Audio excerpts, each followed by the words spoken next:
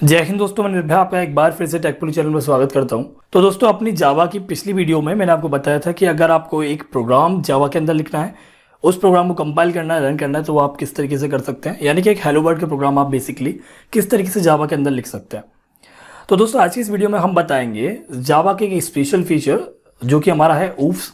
ऊफ्स के अंदर हमारे कुछ कॉन्सेप्ट होते हैं, जैसे कि हमारे क्लासेस एंड ऑब्जेक्ट्स, जो हमारे बहुत ज़्यादा इंपॉर्टेंट है, क्योंकि इनके अलावा कोई भी लैंग्वेज जो ऊफ्स हो, जो ऑब्जेक्ट ओरिएंटेड प्रोग्रामिंग लैंग्वेज को फॉलो करती है, वो कभी भी ऑब्जेक्ट ओरिएंटेड प्रोग्रामिंग लैंग्वेज नहीं कहलाई जा सकती है अगर उनके अंदर क्लासेस और ऑब्जेक्ट का यूज़ नहीं हो रहा है। तो दोस्तों, आज की इस वीडियो को स्टार्ट करने से पहले मैं आपको कहूँगा कि अगर आप इस चैनल पर पहली बार आएँ या फिर इस वीडियो को पहली बार देख रहे हैं तो कृपया इस चैनल को सब्सक्राइब कर दीजिए, क्योंकि मैं समय समय पर आपके लिए ऐसी ही वीडियोस लाता रहता हूं। तो दोस्तों, बिना किसी समय बर्बादी के अब वीडियो स्टार्ट करते हैं। तो दोस्तों, ऑब्जेक्ट आखिर क्या होता है? जैसे कोई भी चीज, जैसे कि object are physical real world entity और object are the real world entity. आपने ये डेफिनेशन काफ़ी बार सुनी होगी। अगर आपने बुक से जावा पढ़ने की कोशिश की होगी तो आपने बहुत बार पढ़ा होगा कि objects are real world entity. So object real world entity है, कुछ समझ में नहीं आया। चलो, ऑब्जेक्ट आखिर है क्या भाई? ऑब्जेक्ट है हमारा कोई भी एक चीज़ आप अपने माइंड में सोच लीजिए। सपोज कीजिए आपने मोबाइल फ़ोन के बारे में आपने सोच लिया, आपने एक लैपटॉप के बारे में सोच लिया, आपने एक बिल्डिंग के बारे में सोच लिया, आपने एक कार के बारे में सोच लिया, आपने एक डॉग यानी कि कुत्ते के बारे में सोच लिया। ये क्या है? ये सभी एक ऑब्जेक्ट है। तो दोस्तों, ऑब्जेक्ट जो है ना, उसके अंदर हमें दो चीज़ जरूर पाई जाएंगी। आप किसी भी ऑब्जेक्ट के बारे में सोच रहे हैं तो सबसे पहले आपको दो चीज़ों के बारे में जरूर सोचना होगा, जैसे क्या ऑब्जेक्ट की स्टेट है और क्या उसका बिहेवियर है।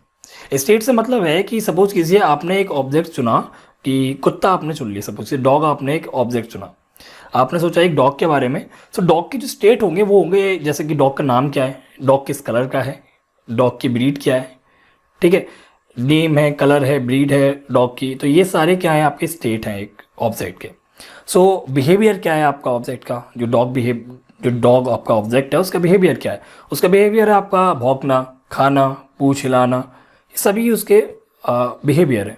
सो आशा करता हूं आपको ऑब्जेक्ट क्लियर हुआ कि ऑब्जेक्ट आखिर है क्या। तो आपको अब समझ में आएगा कभी भी कोई बोले object are real world entity, तो आपने एक डेफिनेशन और सुनी होगी जरूर ऑब्जेक्ट की। अगर आप थोड़ा सा और पढ़ा होगा, अगर आपने कहीं से ऑब्जेक्ट के बारे में, सो आपने पढ़ा होगा objects are the instance of the classes. पर हमें क्लास के बारे में पता ही नहीं है, तो हमें क्या समझ में आएगा कि क्या होता है इंस्टेंस ऑब्जेक्ट। सो उसके लिए हमें समझना होगा क्लास क्या होती है। सो दोस्तों, क्लास का मतलब है एक तरीके से स्ट्रक्चर। उस स्ट्रक्चर के अंदर यानी कि एक पैकेज है क्लास, एक तरीके से समझ लीजिए आप। आपके पास एक कंटेनर है, उस कंटेनर के अंदर आपके पास बहुत सारे ऑब्जेक्ट है, एक ही तरीके की प्रॉपर्टीज रखने वाले, एक ही तरीके की बिहेवियर रखने वाले, सेम टाइप के आपके पास बहुत सारे ऑब्जेक्ट हैं। उनको आपने किसी कंटेनर के अंदर डाल दिया और वो जो कंटेनर है ना आपका, वो एक तरीके से क्लास है। So basically a class is a collection of object, और you can say class is a basic structure और basic blueprint of an object. So आप समझ गए होंगे क्लास क्या है। क्लास वह है जिसके अंदर ऑब्जेक्ट होंगे, ऑब्जेक्ट के बिहेवियर भी होंगे, ऑब्जेक्ट की स्टेट्स भी होंगे, और कह सकते हैं आप क्लास के अंदर आपके डाटा मेंबर्स होते हैं। डाटा मेंबर्स आपके मतलब कि वेरिएबल्स हो सकते हैं, और आप बोल सकते हैं डाटा फंक्शन हो सकते हैं, यानी कि आपके जो मेथड होते हैं, आपके जो फंक्शन होते हैं, वो भी क्लासेस के अंदर होते हैं। सो अगर आपको उस क्लास के मेथड को, उस वेरिएबल्स को एक्सेस करना है, तो उसके लिए आपको बनाने होते हैं ऑब्जेक्ट्स। उन ऑब्जेक्ट्स की मदद से आप उन क्लास के मेथड के वेरिएबल्स को एक्सेस कर सकते हैं। सो ऑब्जेक्ट जो है वो आपका क्लास की मदद से क्रिएट हो सकते हैं। जैसे कि आप वेरिएबल क्रिएट करते थे किसी और लैंग्वेज में, जैसे कि आपने एक वेरिएबल क्रिएट किया इंटीजर टाइप का। सो आपने लिखा पहले इंट, उसके बाद लिखा उसका नाम ए। सो आपने बताया है कंपाइलर को कि हमारे पास जो एक ए नाम का वेरिएबल है वो हमारा इंटीजर टाइप का वेरिएबल है। सो इसी तरीके से आपको भी एक ऑब्जेक्ट बनाना होगा उस क्लास की मदद से। So creation of an object as a member of a class is called instantiation. ठीक है, सो आपको पता चलेगा इंस्टांशिएशन क्या है। इंस्टांशिएशन है एक ऑब्जेक्ट को उस क्लास की मदद से बनाना। सो इसीलिए हम बोलते हैं कि जो ऑब्जेक्ट है वो आपका क्लास का इंस्टांस है। So object is a real world entity और object is the instance of a class. So अब क्वेश्चन ये आता है भाई, ऑब्जेक्ट आखिर बनाएंगे कैसे? सो ऑब्जेक्ट बनाने के लिए आपको सिंपल क्या लिखना होगा, उस क्लास का नेम लिखना होगा, क्लास नेम, स्पेस देना होगा, उस ऑब्जेक्ट का नेम आपको यहाँ लिखना होगा। सो क्लास नेम हमारा इस टर्म में अगर हम समझें कि हमारे ये क्लास नेम, हम इसी क्लास की बात कर रहे हैं, तो टेस्ट हमारे पास क्लास नेम है।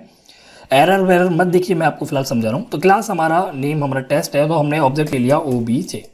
ठीक है, सो ऐसे में क्या ये ऑब्जेक्ट है? कह सकते हैं आप यहाँ भी ये ऑब्जेक्ट है, पर ये इसे हम रेफरेंस बोलते हैं क्योंकि ये रेफर कर रहा है आपका उस क्लास को।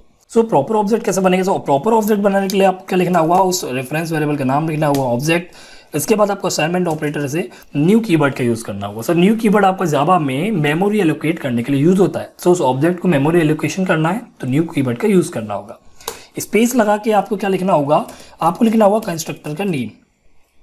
सो आप बोलेंगे कंस्ट्रक्टर क्या होता है, कंस्ट्रक्टर हम आने वाले टाइम में पढ़ेंगे। तो फिलहाल आप समझ लिए एक ऑब्जेक्ट को इंस्टांस करने के लिए, एक ऑब्जेक्ट को इनिशियलाइज करने के लिए आपको कंस्ट्रक्टर की जरूरत पड़ती है।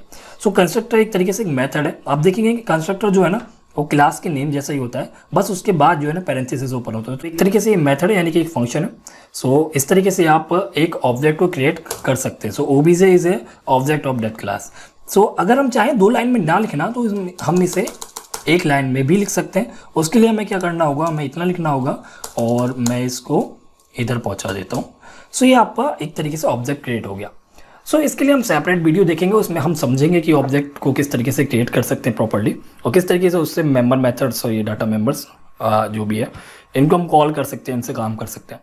तो दोस्तों आशा करता हूँ आपको ये वीडियो पसंद आई होगी। इस वीडियो में कहीं भी कोई प्रॉब्लम है मेरे से हुई हो, चाहे आपको कुछ समझ में ना आया हो, आप मुझे कमेंट कर दीजिए। अगर मैं कोई गलती करी तो आप वह भी कर सकते हैं, इसमें कोई प्रॉब्लम नहीं है। मैं सॉल्व करने की कोशिश करूँगा, खुद को सुधारने की कोशिश करूँगा। सो दोस्तों अगर आपको वीडियो पसंद आए तो कृपया इस वीडियो को लाइक करें, शेयर करें अपने दोस्तों के साथ। कहीं भी कोई प्रॉब्लम है, पर्सनल क्वेश्चन है, क्वेरी है, कुछ भी है, मुझसे जुड़ना चाहते हो, मेरा इंस्टाग्राम लिंक आपको डिस्क्रिप्शन में मिल जाएगा, वीडियो में दिख जाएगा। आप चाहें तो मुझे वहाँ फॉलो कर सकते हैं, वहाँ मुझसे आप पर्सनली डायरेक्ट मैसेज पे भी बात कर सकते हैं। तो दोस्तों आज की इस वीडियो में सिर्फ इतना ही। वीडियो देखने के लिए धन्यवाद।